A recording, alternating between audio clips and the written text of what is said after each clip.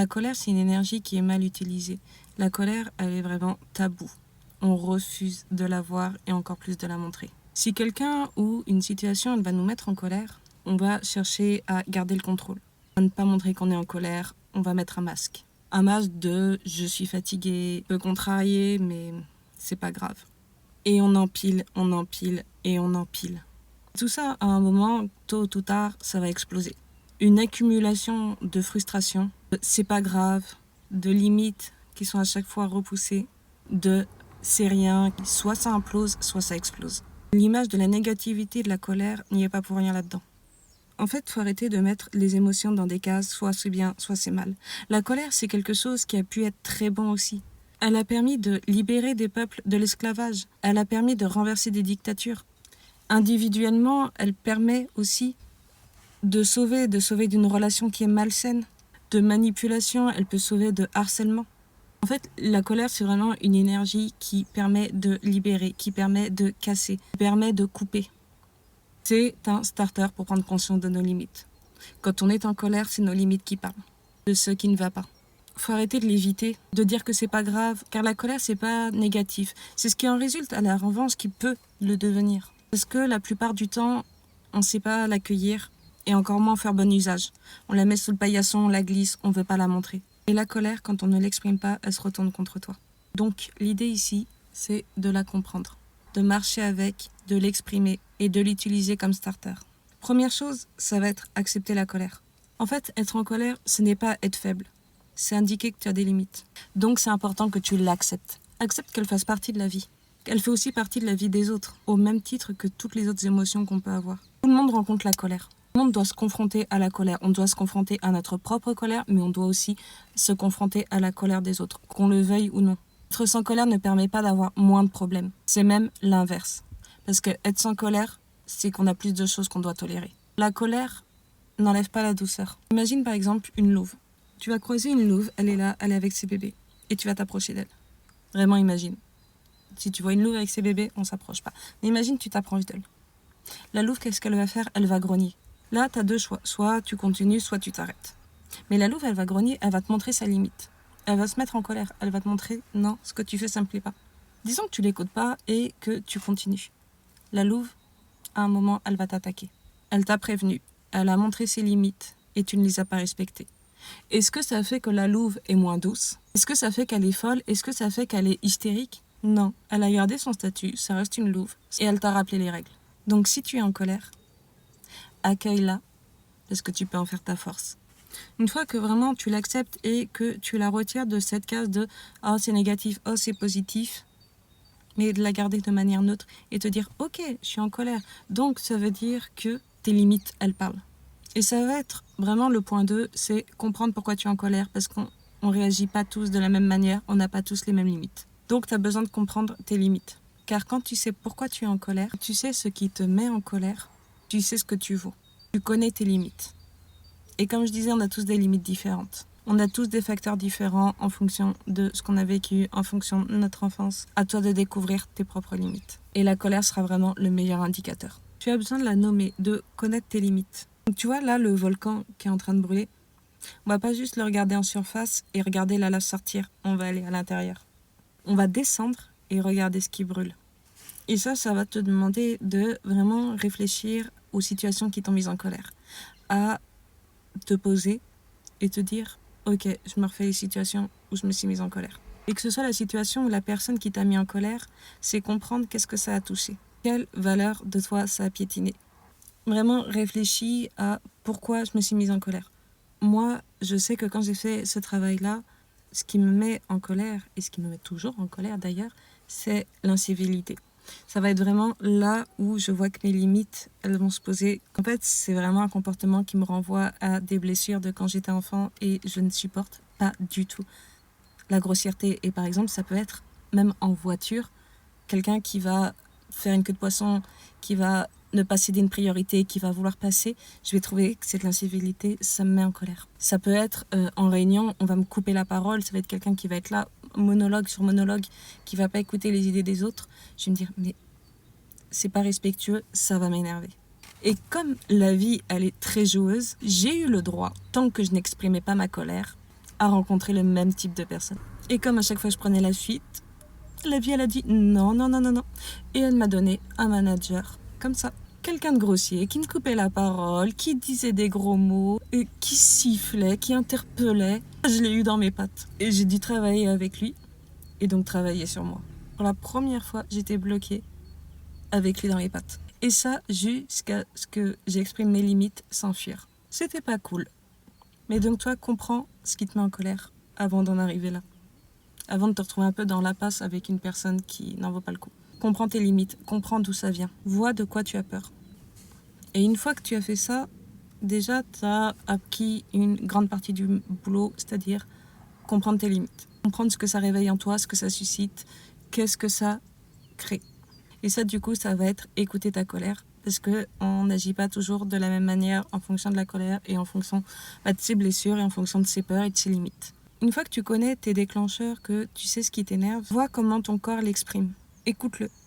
Quand tu sens que la colère, elle monte, observe où est-ce qu'elle vient dans le corps. En fait, vraiment, je te dis ça pour écouter ton corps et ne pas intérioriser cette colère. Est-ce que ça va être, par exemple, tes épaules qui vont se crisper ?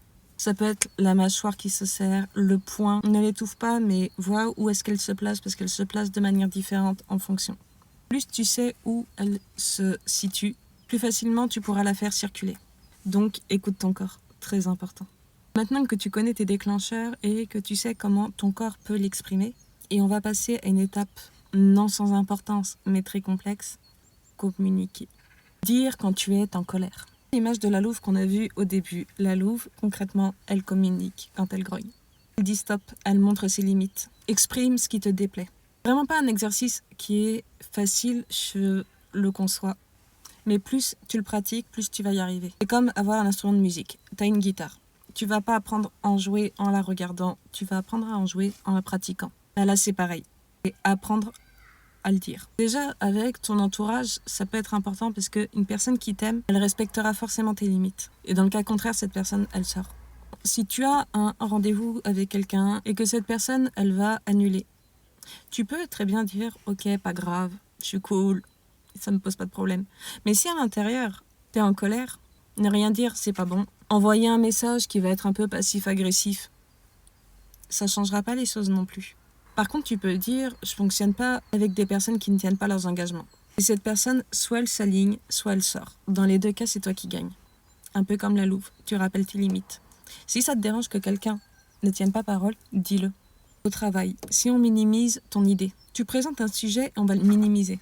Tu peux pareil la jouer avec du passif-agressif, tu peux pareil dire ouais bon, c'est peut-être pas l'idée du siècle. Ou tu peux communiquer et rappeler ta limite et dire à cette personne sur quels critères tu te bases. Fais parler cette personne, récupère de l'info. Et crois-moi que cette personne, plus elle va s'expliquer, plus elle va comprendre tes limites. Comme je t'ai dit, moi j'ai eu un manager qui me coupait la parole.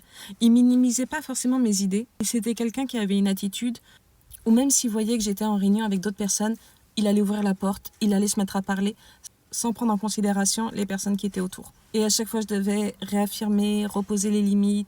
Et j'ai commencé à m'affirmer au fur et à mesure en pratiquant. C'est-à-dire qu'au début, je disais, quand il me coupait la parole, je reprends, je n'ai pas terminé ma phrase. Quand il coupait une réunion, une conversation, je lui disais, je viens te voir plus tard, je termine avec ces personnes. Dire que je n'ai pas fini de parler. J'ai même dû être insolente et vraiment comme la louve à un moment donné attaquer. J'ai dû refuser de travailler avec lui tant qu'il ne faisait pas d'efforts. Vraiment, je souhaite à personne d'avoir un manager comme ça, avec du micromanagement, avec de la surveillance, qui n'écoute pas les autres.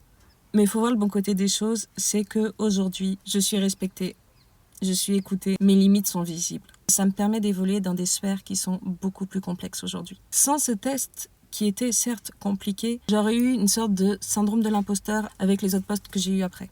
J'aurais eu des difficultés avec certains profils avec lesquels je travaille aujourd'hui qui m'écoutent. Clairement, je n'aurais pas appris à poser mes limites, j'aurais jamais pu travailler avec des personnes comme ça.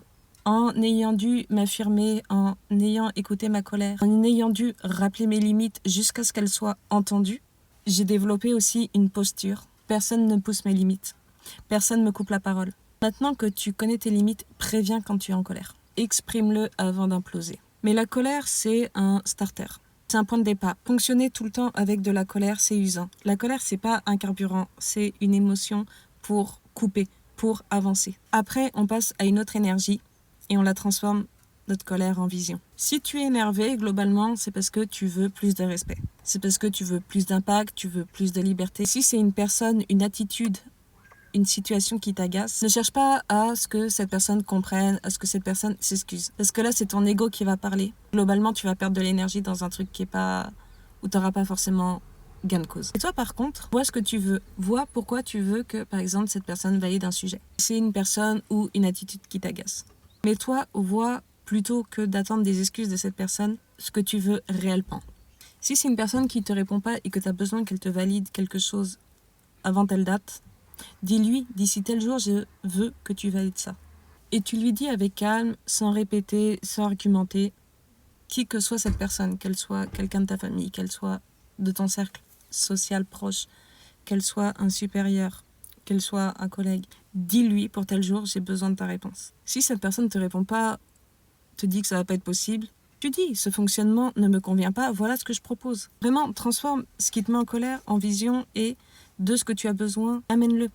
Parce que plus tu seras à l'aise avec ta colère, tu seras à l'aise avec tes limites, plus tu seras à l'aise à la communiquer, plus tu seras aussi en mesure de comprendre celles des autres. Et à travers leur comportement, de comprendre ce qu'ils veulent. Pour revenir à mon histoire, cette personne, ce manager que j'ai eu, concrètement, c'était un livre ouvert. Je voyais toutes ses blessures émotionnelles. Je voyais sa peur, son manque de légitimité, qu'il comblait par du surcontrôle, où il n'écoutait pas les autres parler parce qu'il restait accaparé sur ses sujets. Mais ses peurs, par contre, elles n'avaient pas à empiéter sur les miennes.